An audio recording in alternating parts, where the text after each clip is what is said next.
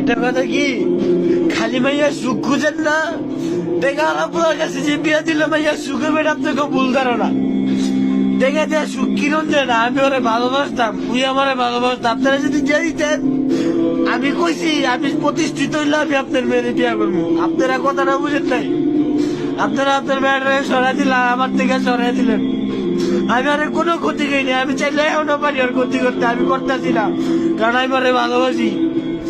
আপনারা কাজগুলা ঠিক করেন নাই, একদম ঠিক করেন নাই। একটা পোলার জীবন নষ্ট করলেন আপনারা।